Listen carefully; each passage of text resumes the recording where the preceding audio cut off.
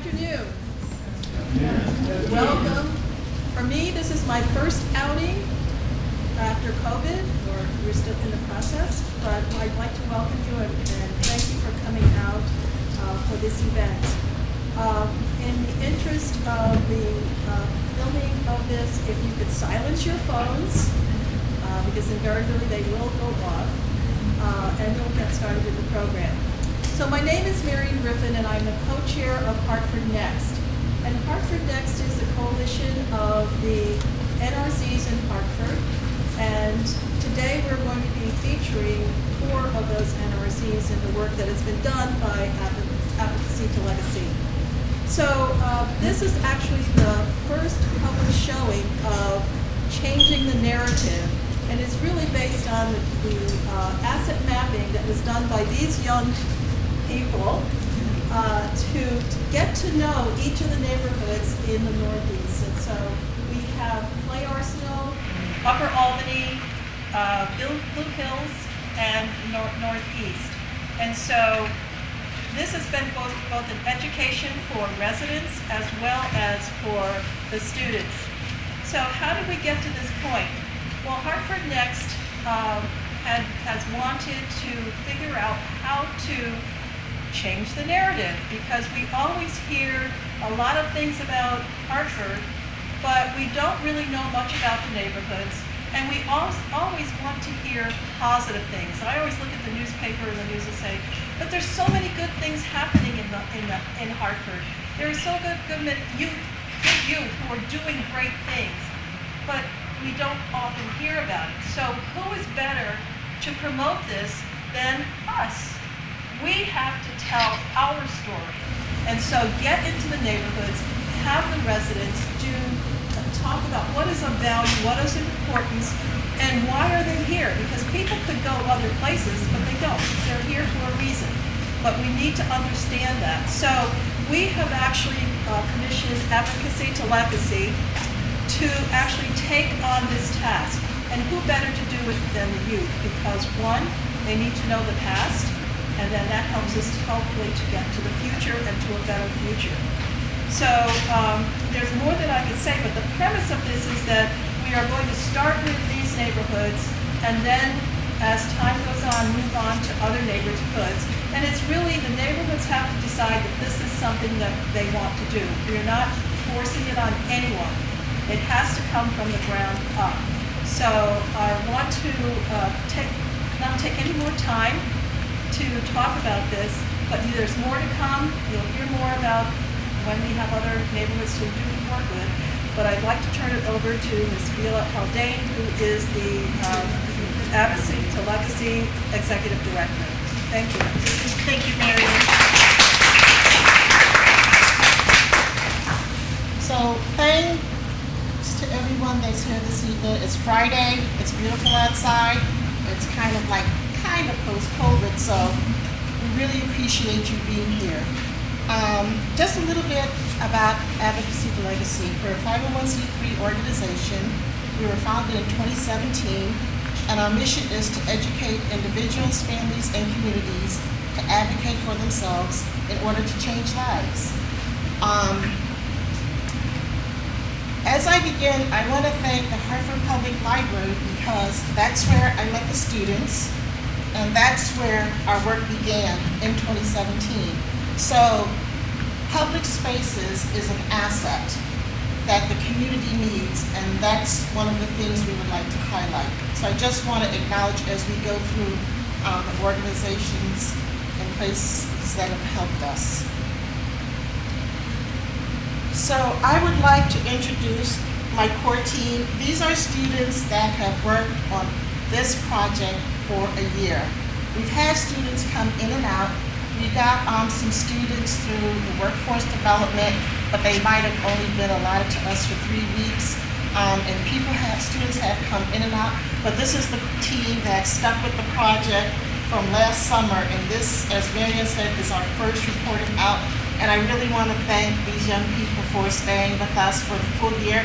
I'm going to ask them to introduce themselves, their name, what grade they're in. Hello, my name is Akelia James. I'm in the 10th grade. I live on the northeast area, and I've been with Advocacy to Legacy from 2017. My name is Corinne Shirley. I'm in the 10th grade. I've been with Advocacy to Legacy since 2020, and I live in the downtown area.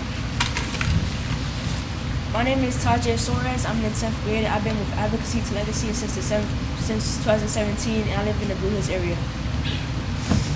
My name is Shalea Brown. I'm in 10th grade. I live in the Blue Hills area, and I've been a part of this organization since 2017. My name is Akeem James. I live in the Northeast, and I've been a part of this organization for 5 years. Thank you. So,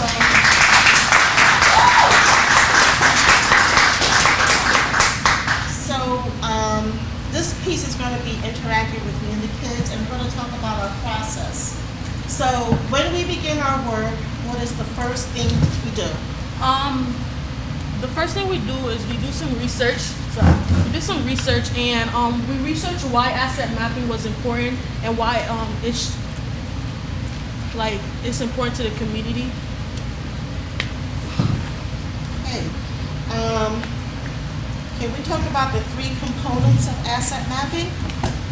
The first component of asset mapping is identifying the strengths in the community. Basically means what the community finds that benefits and that's valuable towards them. The second component is people within the community finds the strengths. Normally, people outside the community tend to focus on what needs to change. We focus on the good things within our community. The third component is developing relationships in the community. We use the information to create bonds and relationships so that we can meet our goals. Thank you. Can you hear them? Okay, thank you. So the next thing we did was define the parameters of our work. North Hartford is defined by the areas Upper Albany, Blue Hills, Clay Arsenal, and Northeast. Okay. And then you want to talk about the process we use to gather information? The process we did to get the information we have now, we're walking our community and taking pictures. The pictures we took, we wrote captions about them, and some of us also did some individual interviews. We also had focus groups with 2 of the NRZs, Upper Albany and Northeast. NRZs facilitated those.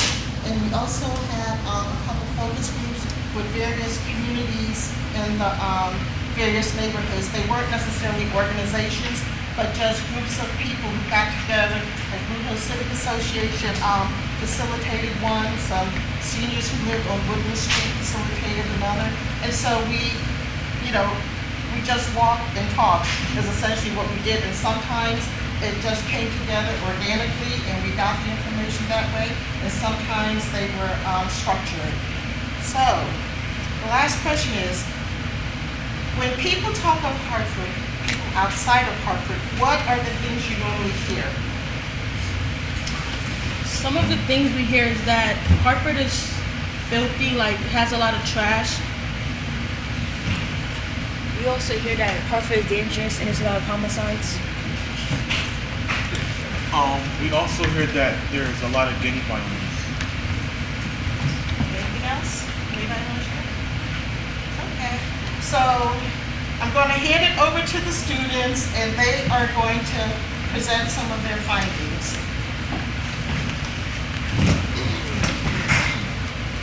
Okay, the biggest and most important asset we found was the people. The people of Hartford spoke of their creativity, determination, and love they have for their city.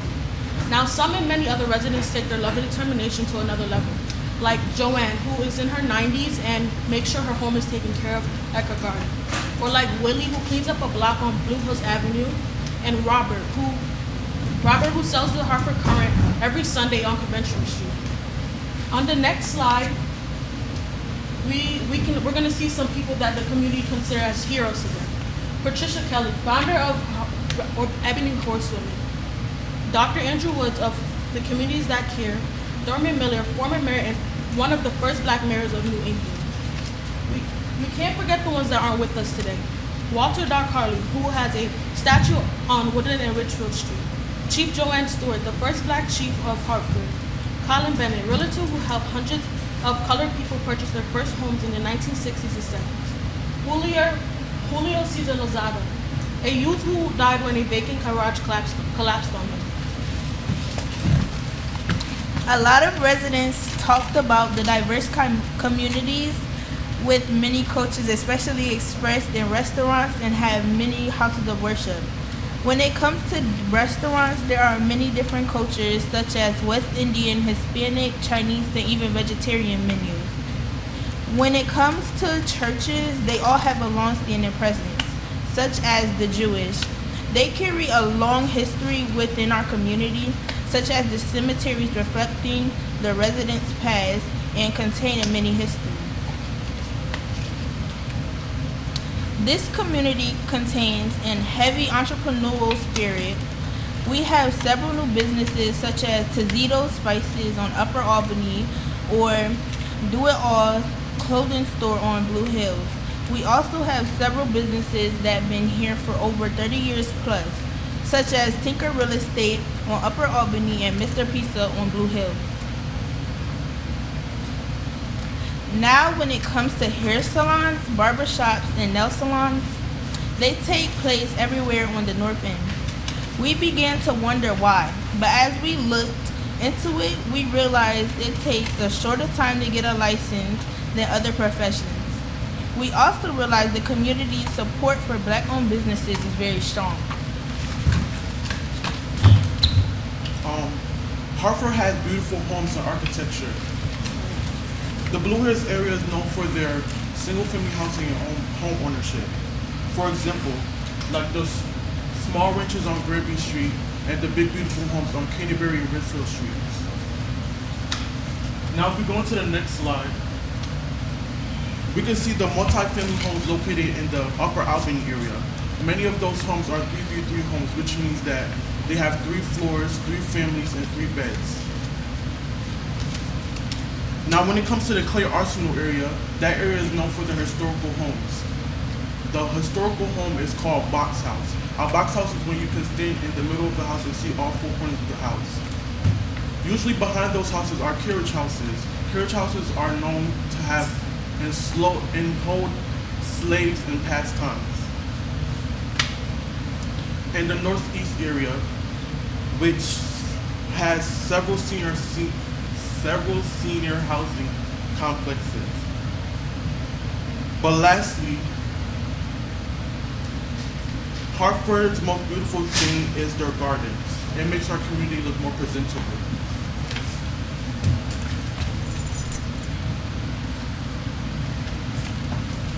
Kenny Park is the largest city park in the city, making it the jewel of the Kenny Park is the largest city park in New England, making it the jewel of the city.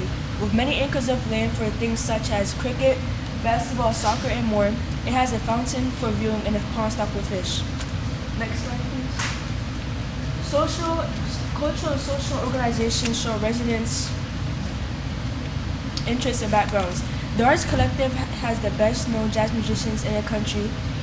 The organizations in the North End show the West Indian community, which is the largest immigrant group. For example, the West Indian Social Club is now celebrating 80 years. Nonprofit organizations. There are many nonprofit organizations in the area, such as the YMCA, located on Albany Ave, which is for education and fitness. The Women's Social League, which is a daycare. The Boys and Girls Club, located on Blue Hills Avenue.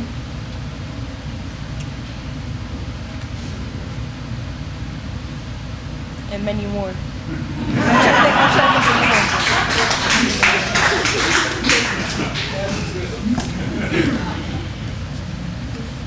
You want to know 3 most unique things about Hartford.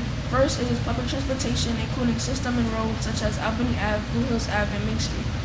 These are the 3 main arteries that allows you to get around Hartford and the surrounding towns, such as West Hartford, Bloomfield, and Windsor.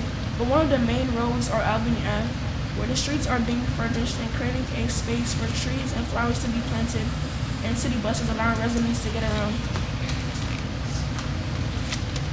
Secondly, is Hartford has multiple news companies that apprise the community of incidents, occasions, such as sports activities. For example, the Current News, West Indians American News, in North End agents and newspapers, in the Jamaican Ink magazine, but also radio stations, WQTQ-FM and Busy Radio on Main Street.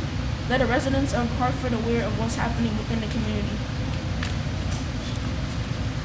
Lastly are the important things hidden in Hartford, such as the Cricket Hall of Fame, free libraries that are open to the community in front of homes and churches, and the Kinney Park Sustainability Projects applying farming and awareness, engaging the community with obtaining the necessary food for health and growth.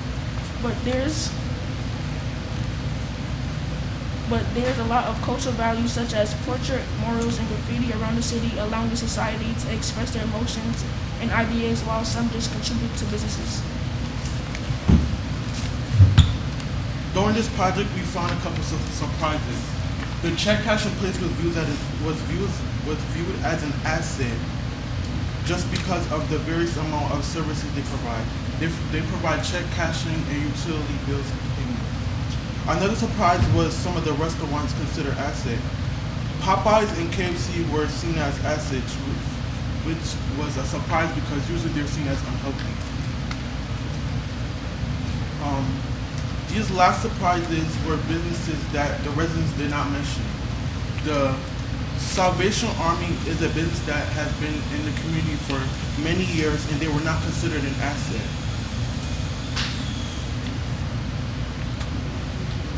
Now let's talk about organizations and buildings that are there but not there. The Crescent Center, the University of Hartford, and the Mount Sinai Rehabilitation Center were considered there but not there, which means that residents did not feel that these organizations and buildings were integrated in the community.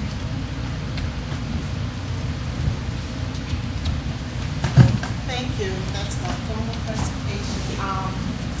So, what were the key learnings that you learned that you'd like to share? One thing I learned why connecting with the people in our community is important, not just for us, but for the community in the future, because we can understand why they feel as if some of these things are important to them and why we should keep them. I learned that the people who don't live in the community view the community different than the people who do live in the community. Something I learned that residents have lived in Hartford for over 35 plus years and have a lot of information I wanted to share. For example, Ms. Holloway has showed us clay arsenal box houses, which are a special style of homes, and she also shared with us the history of her neighborhood. One thing that I learned is different neighborhoods do different things to engage the community, such as telling their stories by hosting events like community cleanups and allowing them to come together as a unit. During this asset mapping project, I learned that most neighborhoods are siloed, which means that they stay within their circumference and they isolate themselves from others. Thanks. So, when we interviewed people, we did not ask any questions that really would provide negative response. We were very careful, and we normally ask two questions. What were the assets, and what would you like to see in 5 years? And so, these were the top answers. Economics, they talk about home ownership, sustaining your home and being able to get your first home, forgiveness programs of certain loans, residency requirements for specific jobs, and diversified businesses in North Hartford.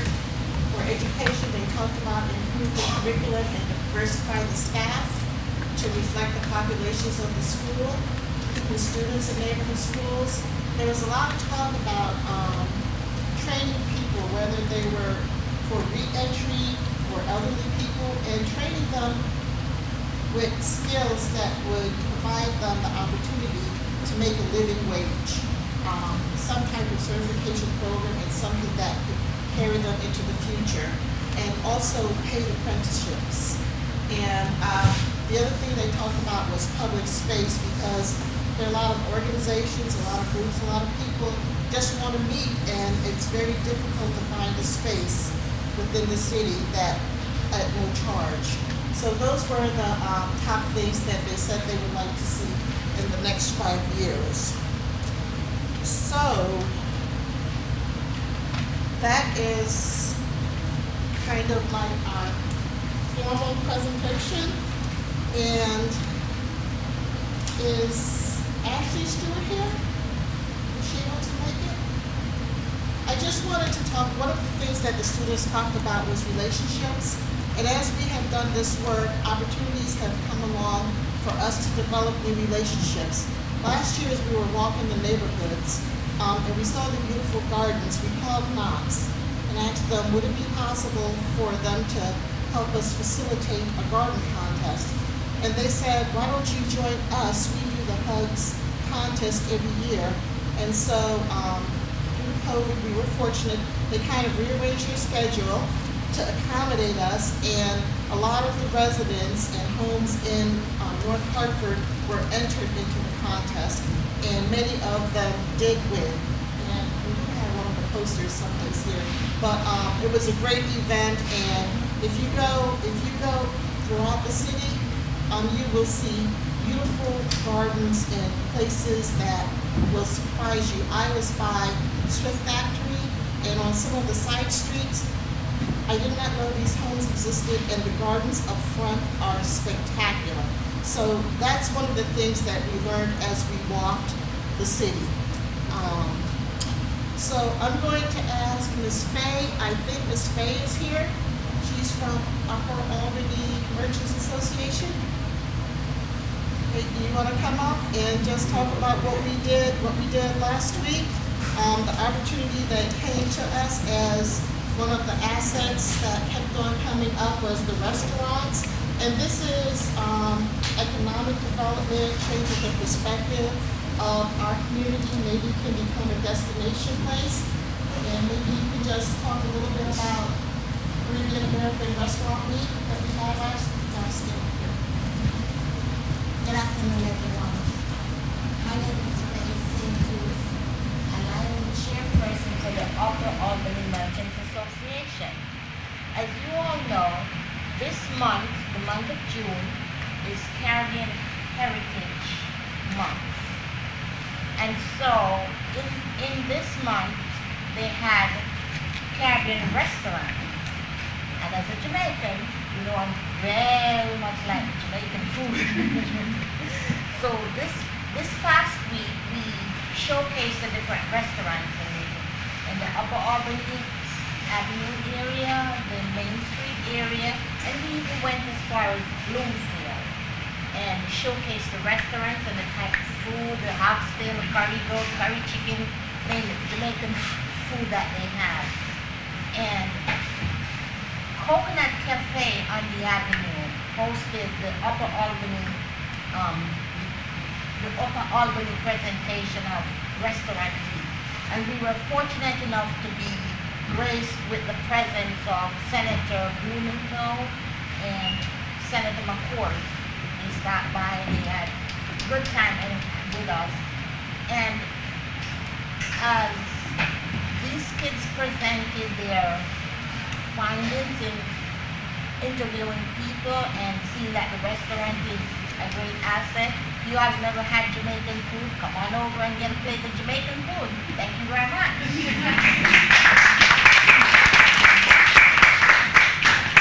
Thank you. We were fortunate that when we approached the Upper Albany Merchants Association and said, you know, we've learned that this is the first National Caribbean American Restaurant Week. It was done nationally, and would they be willing to participate and support us? And they said yes, in addition to the merchants in the Northeast.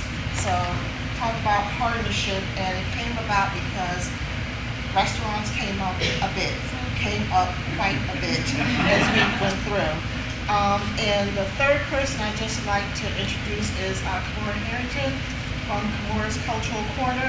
And then she is going to share how her team will be using asset mapping based on our experiences.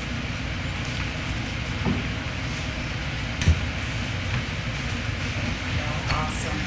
Okay, so I'm just going to start off with Taja's with and many more, right? So let's just share that one of the amazing things that young folks are getting out of this is presentation skills and how to stand in front of folks and speak about who you are, and speak about who you are with authority and many more when you forget what it is that you're saying and still hold authority. But this was wonderful. So when Violette told me that they had finished this year of asset mapping, which I was very happy to hear about when I heard that it was going to happen.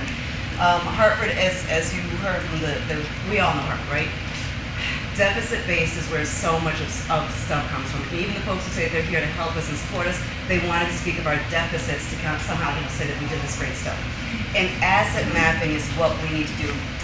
Getting our young people to say, our city is great, guess what, I'm not just saying it, here's what backs it up, here are the facts, and here are the human beings who support these facts. So when Violette called me and told me this was happening, it made me feel wonderful. I was really, really happy, and then it allowed me to build a program. So this summer, I've got students from Trinity College who are part of the CHAIR program, where they're now interacting with us. It's kind of cool. But I've got 2 Trinity students, and I've got a group of public allies who their job is to come into Hartford and learn about Hartford, figure out how to amplify and share the information with Hartford. I needed content experts, and I'm Kimura. So these are our content experts, and please take a minute to think about everything that this means. Think about what it means to have Trinity students who have the luxury of spending a summer just kind of hanging out in Hartford and learning some extra stuff. Think about those students needing to understand that the content experts and what they were doing, that they could not do their project without consulting with these young people. And we've had a couple of those conversations, which is that is a great idea. Have you spoken to the Advocacy of Legacy Youth yet? Okay, go talk to the content experts, and after that happens, let's have another conversation. So I'm incredibly proud of each and every last one of you. The work that you've done is amazing, but this is not the end of it, and this is what I think that we all need to start thinking about doing with any of the work that we do with our young people. It's great to get them together. It's amazing to have them produce a thing, but then what do we do with the thing once they've produced it? Right now, I want all of us to think about how we can take this asset mapping work and use it so that when the folks from outside feel the need to say the things about us that they like to say, we've got beautiful, wonderful answers where we're not just kind of confronting them back, but we're saying, but you do know about it. What do you know about it? Let me tell you what we have and what we do offer. So Violette, thank you so much for your guidance, and I cannot wait until you guys continue doing this work so that we can have beautiful elected officials from Hartford, of Hartford, who are here for Hartford. Thank you.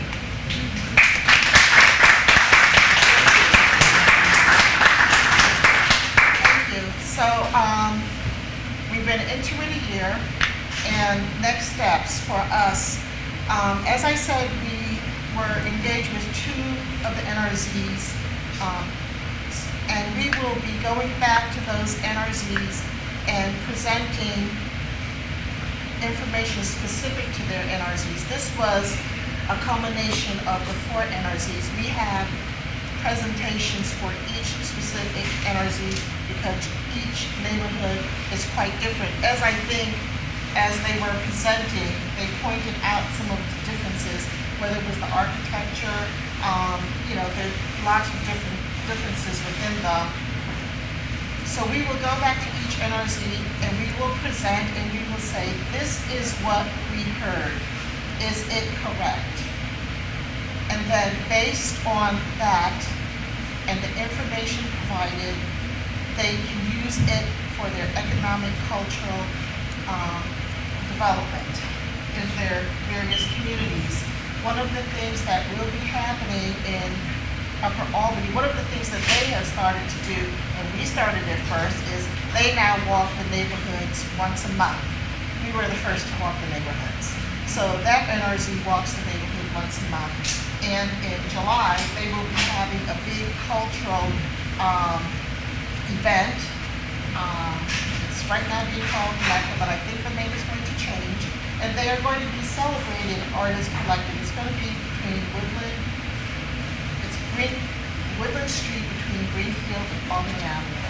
And they will be celebrating Artists Collective and the various cultural organizations in the city. Because one of the things that happened, and the kids didn't talk about it, but as we went through the neighborhoods, we learned so much of the history of the city. And it's just amazing, what we learned, the name of the streets. Did you know, I remember Reggie Hill saying, was it Reggie who said, you know that you're like living in a park where we are, used to be a part of the park. Mr. Lovejoy, this used to be a park, that's why the streets are called Greenfield or this or that. It's because this area used to be a park. They talk about the box houses, and Miss Jean Holloway and Clay Arsenal, she gave us a tour, and there is so much history in that neighborhood. And we just got such an appreciation for what we have, but we didn't know we had it. And I just think that if people can begin to see what is here, they will treat the city differently. They will see that what we have is valuable, it's important, and take care of it better and just want more. So I think that was the one thing that we all got from the work last year. So, gotta go back to the two NRZs that we formally worked with. We're gonna report back to them, say this is what we heard. Is it correct? If it's not, we're gonna, go back, correct our notes. And as I said, we spoke to various people, so not everyone agrees. We tried to highlight the things that the majority of the people said. And we've got tons of information in your packet. You see we've got an inventory of the assets. We've got, I don't even know what we have. Oh, we had 21 individual interviews, just people on the corner that we talked to. They answered the 2 questions. We just have tons and tons of data. Initially we're going to put this in a map, and our dilemma right now is once we put it in the map becomes public, so then it will be populated, and we will not be able to control what is there, so we're rethinking the actual map. But we do have a vehicle to upload it if we decide to do that. So I'm going to have Q&As if anyone wants to ask the young people questions.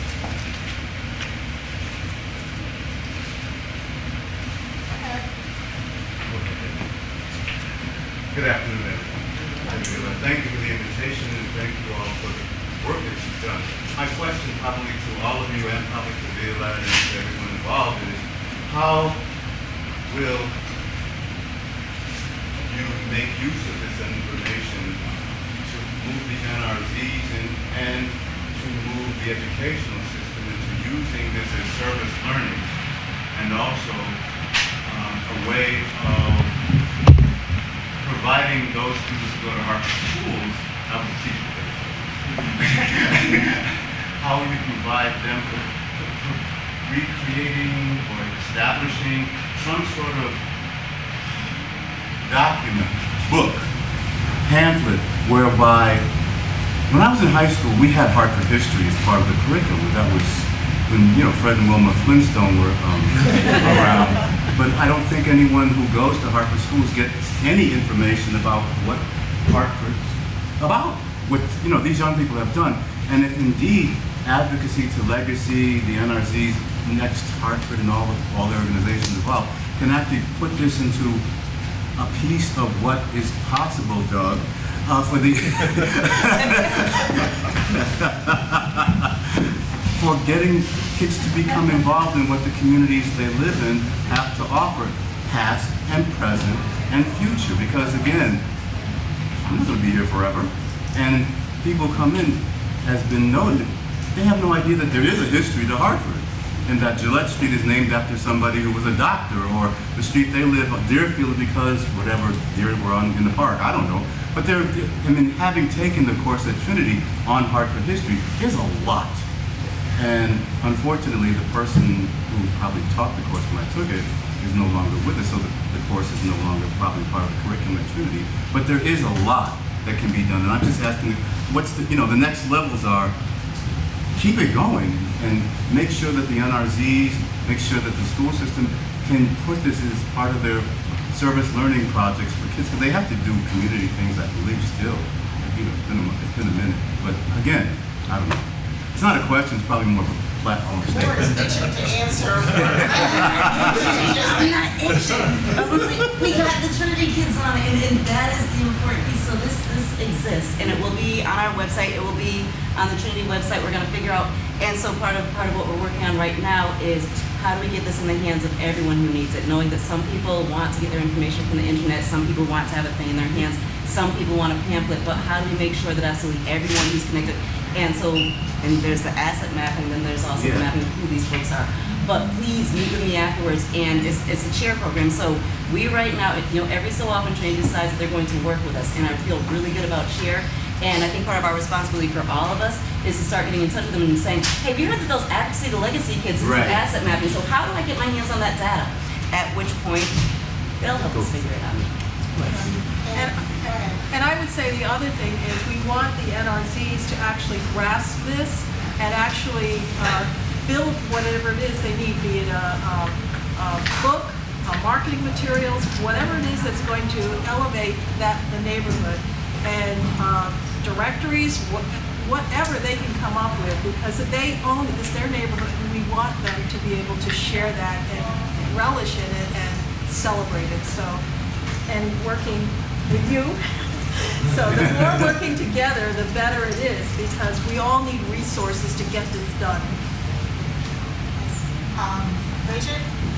Hi everybody, I'm Bridget. I'm from the Hartford Public Library, and we have an amazing resource called the Hartford History Center, and so you're speaking right to my heart as far as how we would love to use that as a resource to complement all this work, and also the data that you're collecting and any reports that you have, we really should have as accessible through the Hartford History Center as part of our collection, so that it remains public and it can be part of ongoing dialogues.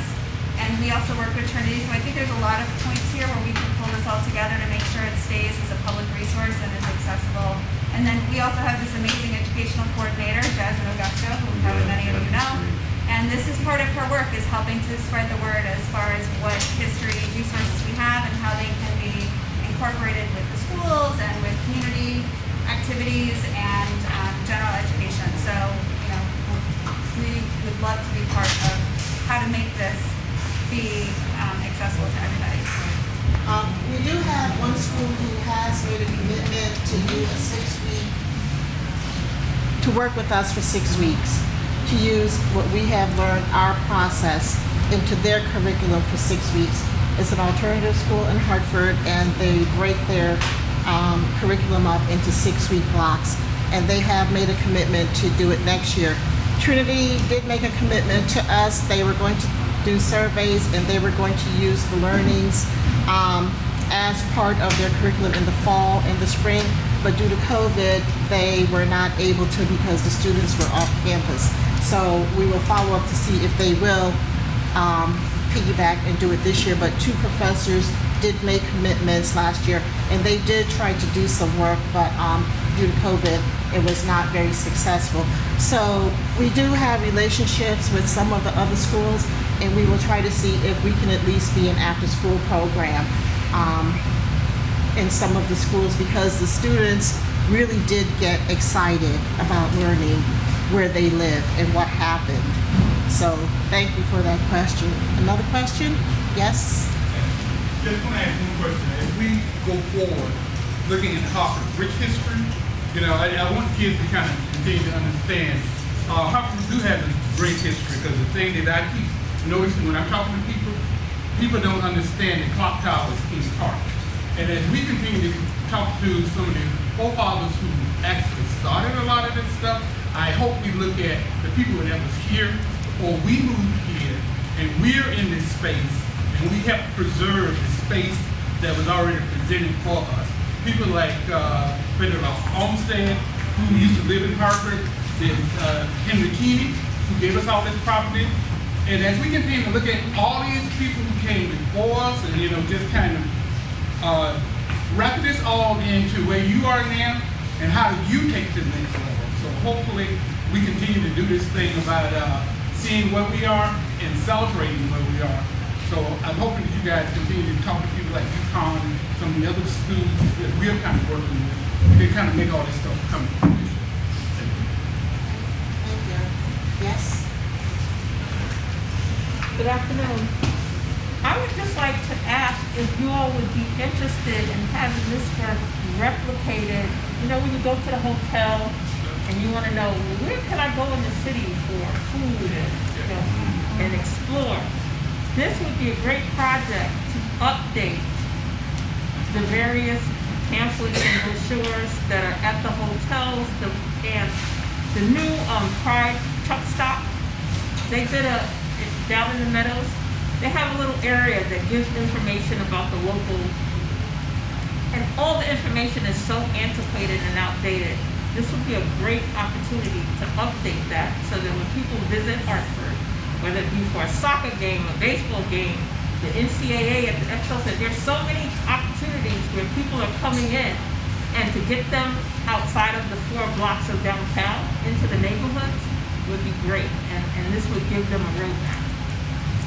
Thank you for that. And I'm sorry, and maybe like Chamber of Commerce and Metro Hartford Alliance, like maybe they could put up some cash to get the booklets printed for that purpose. So, since these young people have been with me for 3 years, we are kind of like a democracy, and they kind of vote on what we do because we get a lot of requests to do things. We do the community engagement piece, and then we do the legislation piece. And as I said, we teach people how to advocate, and one of the things we try to focus on is to teach the young people the process that it takes to change a law.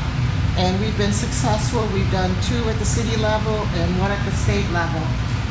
And so we only meet once a week during the school year, and we meet, we've met from like 3 to 6 weeks during the summer.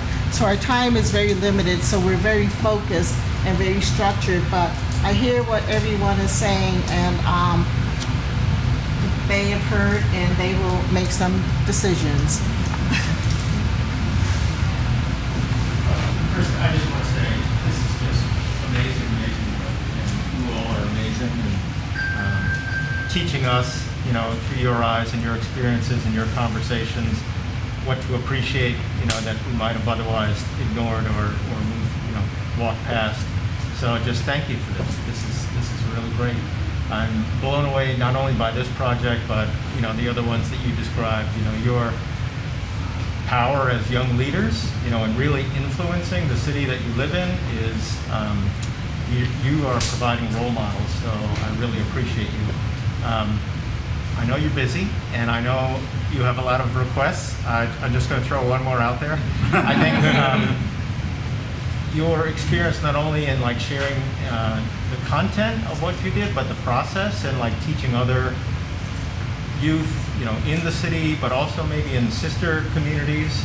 So would be really valuable.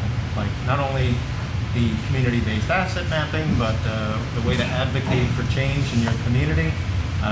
I work with 5 communities around the country. I know, there's probably people in those communities that would really appreciate learning about what you did. So just putting one more request out there, if you'd ever be willing to teach other youth leaders about the process and help them replicate that process in their own community. Thank you. Yeah.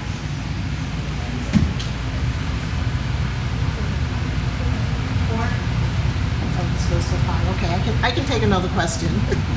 Are there any other questions? Okay, if not, I would just like to acknowledge some of the people in the audience. I see Councilwoman Shirley Sargent just arrived, and I see Senator Doug McCrory back. Both have been supporters of us throughout the years. And I just want to acknowledge that. And do either one of you have anything to say? As a matter of fact, let me just tell you that, no. As I said, I just want to show you how amazing these students are, okay? They are truly amazing. We had them for 3 weeks in the summer. And I always say, this is one project we're going to do. And that they can choose a project that they want to work on. So they said they wanted to work on the Crown Act last summer. And they did their research as to what it was, etc. And they had to put together a presentation. We use photo voice a lot, which is a technique where you take a picture and then you have a caption as to how that picture relates to the topic. So they did their research, they did a photo voice. We said we had to find a sponsor in the city of Hartford. So we called the surgeon because the Crown Act is an act that says you cannot discriminate against someone because of their hair. in education or employment. And she's head of the Economic Development Committee, so we asked her would she sponsor it. Wow, they had to convince her. They had to do a presentation, and she and her assistant asked them questions for about an hour. So she said yes after that. And then she said, you will have to write the ordinance, which we did. And I think from start to finish, 7 weeks, it passed in the city of Hartford through her support and through the work of the students. So I just want to show you the work we do and just acknowledge the support that we get from our partners.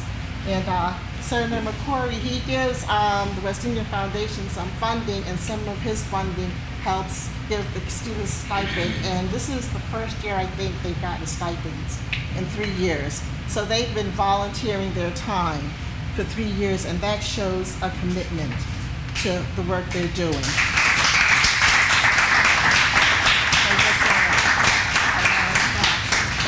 So most of the people here have been engaged with us in some kind of way.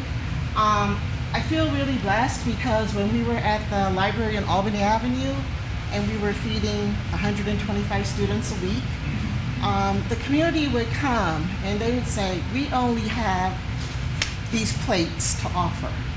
We only have a bag of napkins. And we've just been fortunate that in 3 years, bootstrapping it, that we've been able to accomplish so much, but we've always had the support of the community helping us. The person who volunteered every Friday to go and pick up pizza at Mr. Pizza who said, no matter what your budget is, I will give you pizza to feed the kids. And the other restaurants who provided food, whether or not we could pay the full cost or not.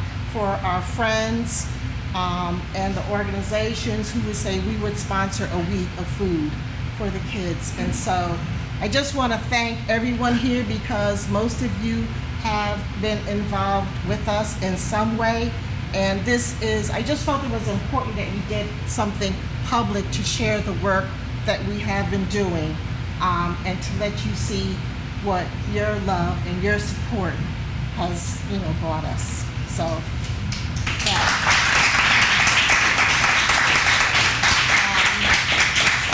I just want to acknowledge the team that's here helping me. Miss Archer was at the door.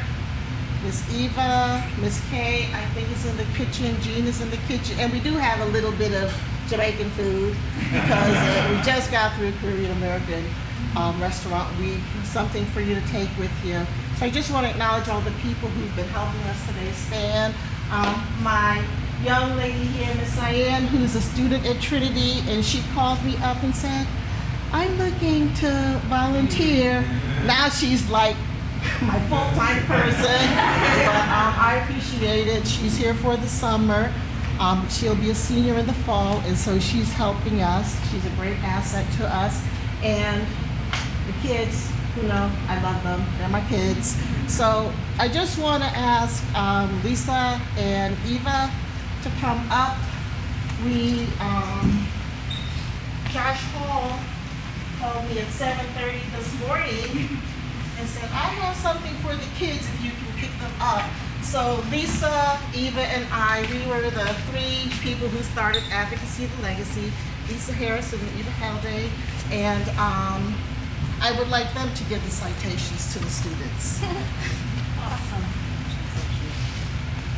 Oh, you need my glasses? Oh. Yeah, and I'll show you where the names are. Great. It's all squiggly writing. Awesome. Well, I'm going to read just one of them.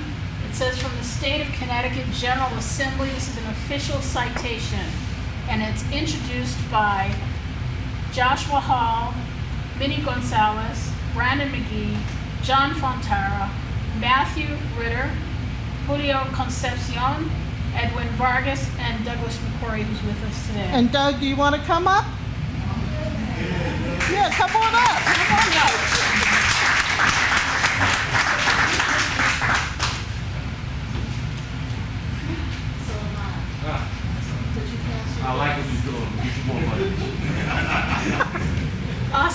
you want to read? You Oh, want I'm me to sorry. read? How do No, you read, I'll give you. Okay, awesome. So be it hereby known to all that the Connecticut General Assembly hereby offers its sincerest congratulations to Akeem James in recognition of your participation with the Hartford Youth Leadership Team of Advocacy to Legacy, working on a community-based asset management project where you met with residents, business owners, and community groups to discuss social, cultural, and economic development. Your dedication and hard work on this project is truly appreciated, and we wish you continued success in your interests and education. The entire membership extends its very best wishes on this memorable occasion and expresses the hope for continued success. Given this 18th day of June 2021 at the state capitol of Hartford, Connecticut, by the President pro tempore, Matt Ritter, Speaker of the House, and the Secretary of the State, Denise Young.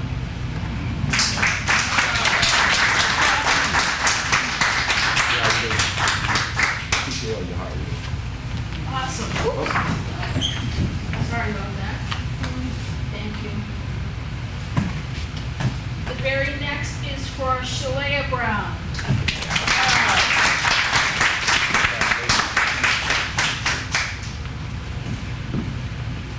And next, Tajay Sawyer.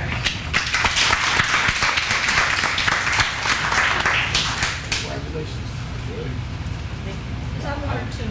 That's two. I like that first.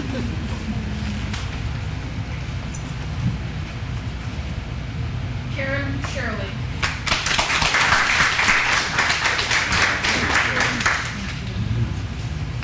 And last but certainly not least, Akeelia James.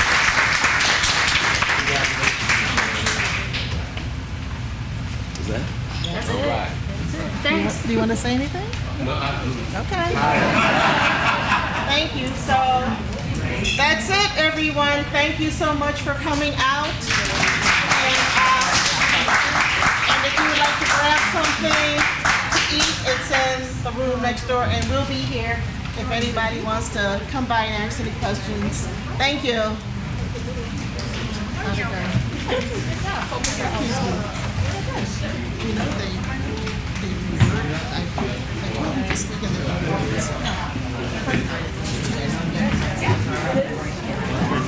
Way better than me.